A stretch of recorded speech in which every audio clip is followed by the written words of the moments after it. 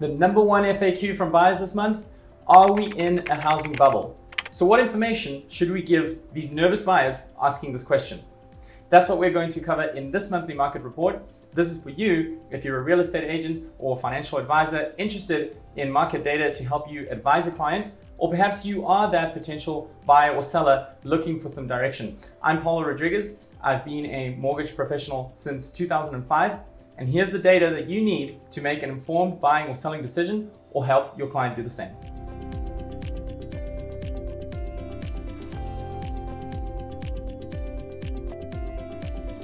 When you have a void of information, emotion tends to drive decision making. And we're seeing people that maybe are misinformed, maybe don't have a handle on what's going on, and they're making decisions emotionally, or they're thinking things are going to happen based on their emotions. And one of the questions they have is, are we in a housing bubble right now? Let's validate the question by acknowledging that home prices have increased this year and have done so quickly. And the rate by which they are increasing each month has gone up.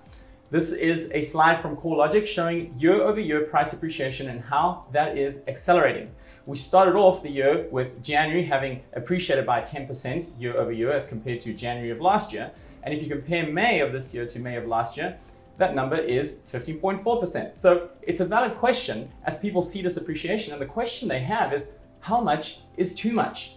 So let's talk about this. When it comes to a housing bubble, the first thing we want to start to look at is, what are the loans that are being made to people right now? Are risky loans still in the market like they were back before the housing crash?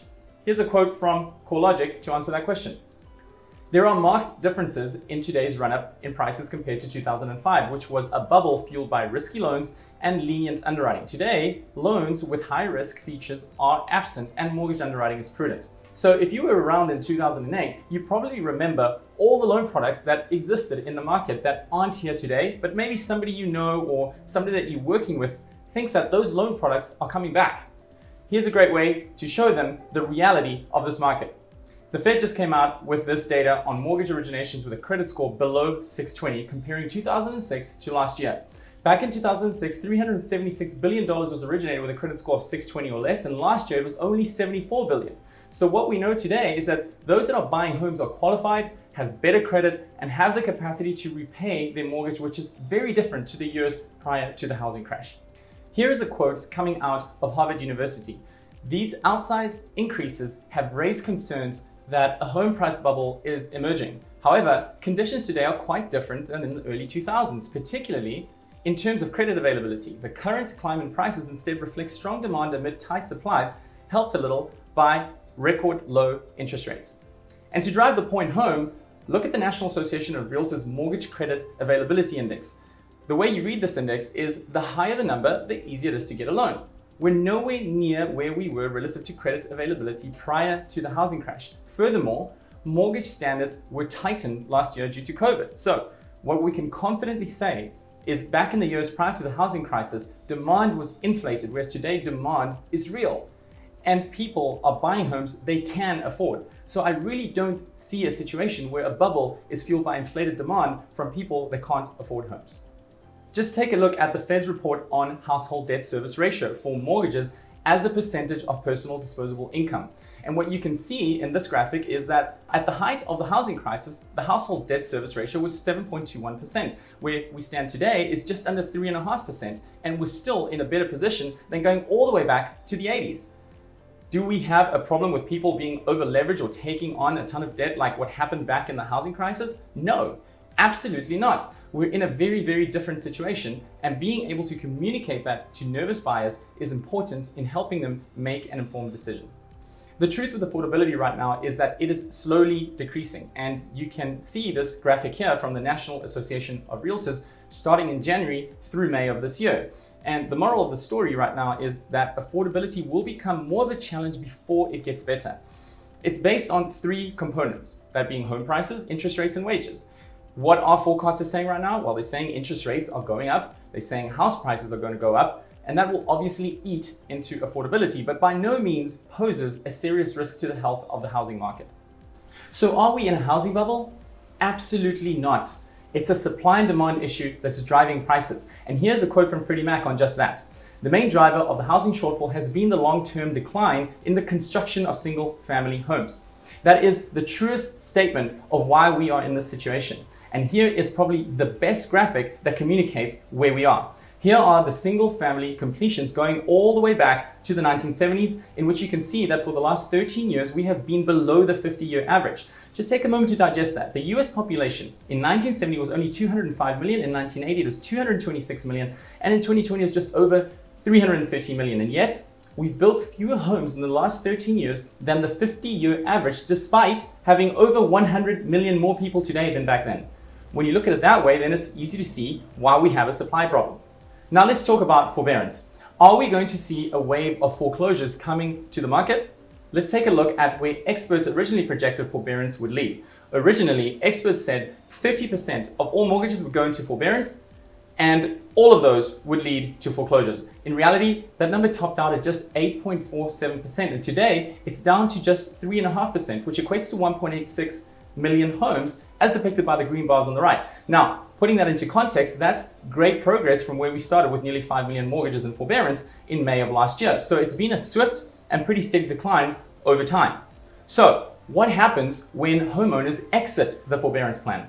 I've covered this before, and this is the most current data as of July 11th. And what this pie chart shows is that the green and the blue sections, in other words, the majority of homeowners exiting the forbearance plan, are walking away just fine. They've either come current on their payments, or they've worked out a plan with their lender, such as a loan deferral or a modification, something that they didn't have the opportunity to do in 2008. And what you're going to see over time is that the blue section is going to continue to get a little bit larger, and that's because more people are working out plans with their lenders and keeping their home. So that's a huge differentiator.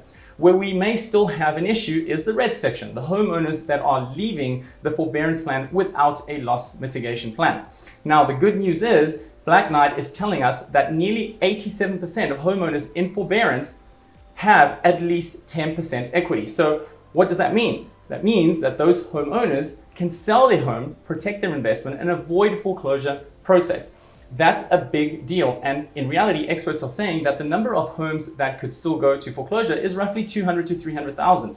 However, to put that number into context, it's vastly different than where we were last time around. The Wall Street Journal said between 2006 and 2014, about 9.3 million households went through foreclosure, gave up their home to a lender, or sold in a distressed sale. 9.3 million households is a tragedy. And thankfully today, 200 to 300,000 homes pales in comparison to 9.3 million. So I've been saying for a long time, the data just doesn't support that there will be a foreclosure crisis. And Ivy Zellman, a trusted expert and industry leader, is saying the same thing. The likelihood of having a foreclosure crisis again is about 0%. Now, for those homes that do come to market as foreclosures, they're going to be scooped up very, very quickly because inventory today is so low. Buyers are clamoring for homes to buy. So we won't see massive price declines. We won't see huge discounts on the market. The data just simply doesn't support that. So the best thing we can be doing right now is help people understand what the data is showing and really being able to confidently answer the question, are we going to see a wave of foreclosures? Because that simply isn't going to happen.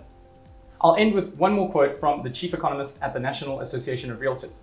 He said, "At a broad level, home prices are in no danger of decline due to tight inventory conditions, but I do expect prices to appreciate at a slower pace by the end of the year. Ideally, the cost for a home would rise roughly in line with income growth, which is likely to happen in 2022 as more listings and new construction become available."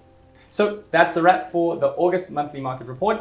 I appreciate you listening in. Forward, subscribe, share. I'll be back next month. But before you go, if you're looking to purchase or refinance or know someone that is and would like a no-cost consultation with me personally, feel free to reach out and I'll be happy to analyze if your debt is structured in the most optimal way or if there's room for improvement.